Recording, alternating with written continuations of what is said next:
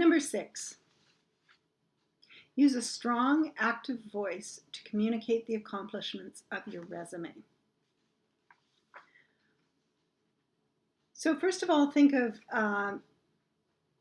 well, we'll get to strong voice in a minute, but think about having an active voice specifically from a purely grammatical perspective.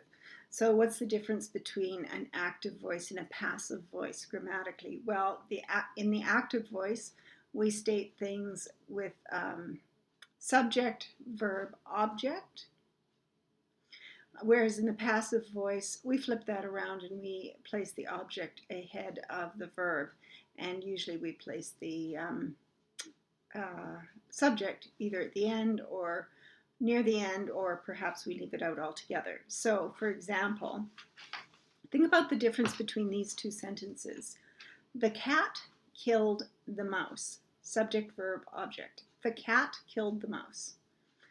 Very direct. We don't have to think about it. It's very clear. The meaning is clear and concise. The mouse was killed by the cat. This is more indirect, so this is not as strong. This is the passive voice.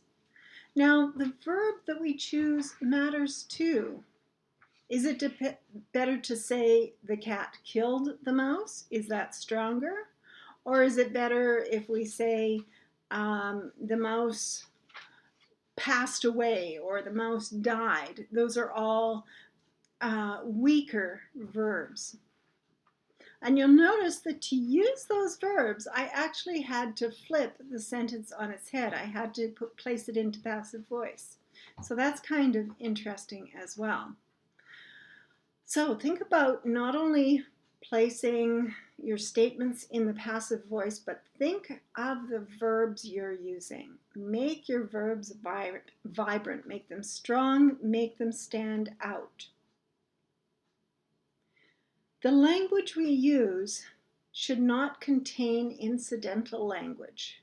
Every word should pack a punch.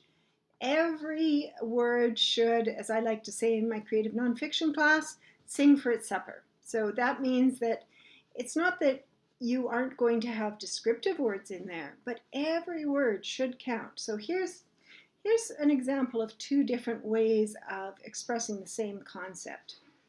Skilled negotiator with experience managing complex relationships and executing high-value contracts that makes me a leader among my peers.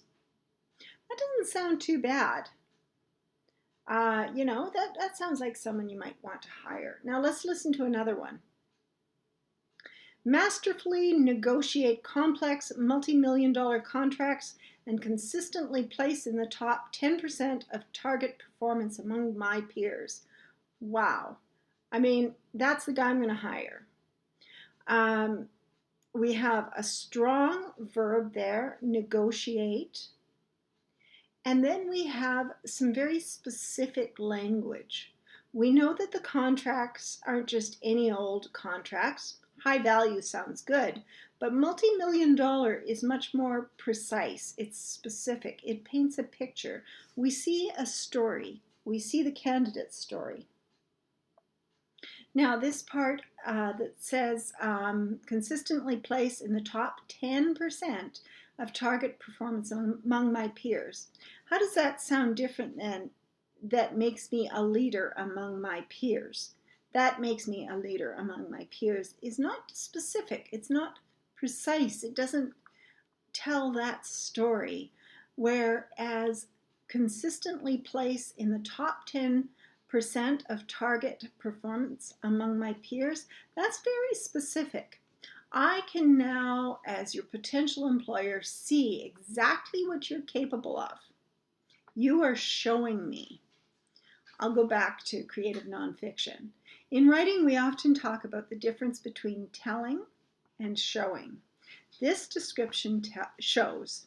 The other description tells. It does it in a reasonably good way. It tells us that you're a skilled negotiator. It tells us that you have experience. It tells us that you're a leader, but it doesn't show. The second one does show. Masterfully negotiate complex multi-million-dollar contracts, and consistently place in the top 10% of target performance among my peers. That shows.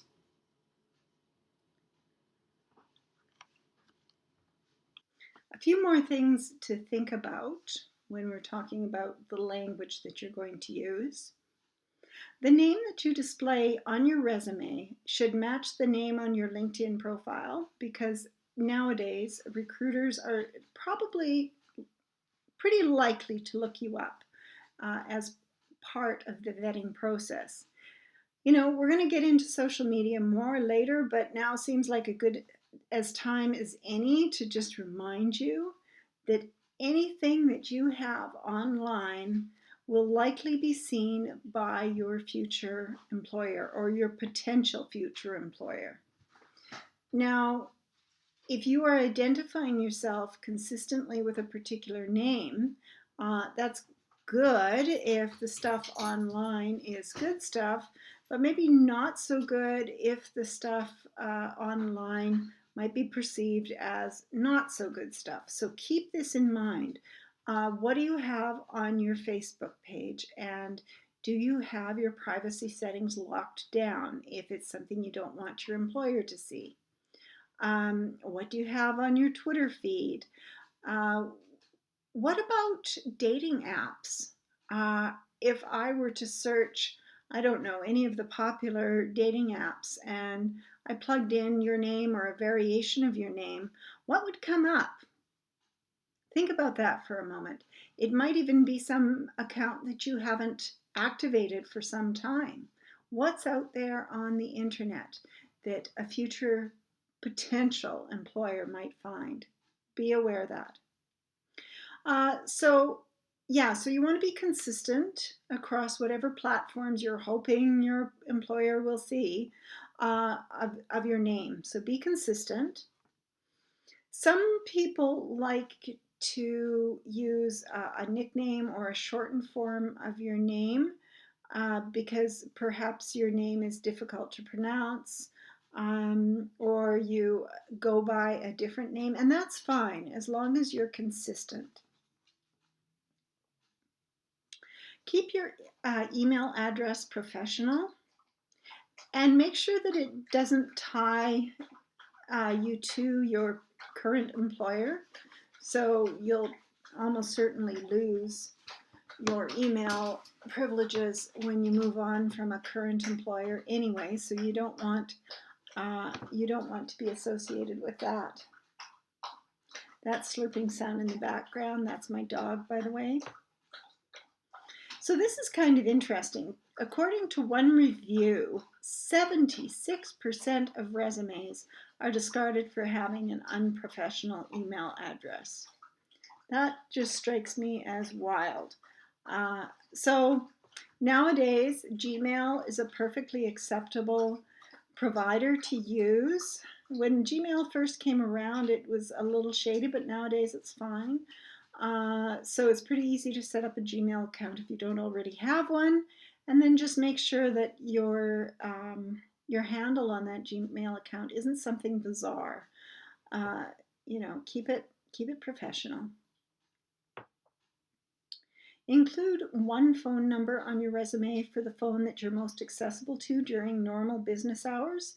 This shouldn't be your work phone. I mean, unless you work from home, that's another thing entirely. But if you are working at a business and you have to accept a call that could lead to a really awkward situation, best to have perhaps your cell phone set up with voice messaging or something like that in case you can't take the call. As far as a physical address goes, it's pretty standard to include the street, city, province, and postal code where you spend the majority of your time, or where you're going to be spending the majority of your time during the interview process. Now, if you're applying for a role while you're in university, you should use the address that you are living at while you're in university. Don't use your parents' address. That doesn't look good. Generally speaking, you can leave off labels like phone or cell and email. they are implied and they will just add unnecessary clutter to your resume.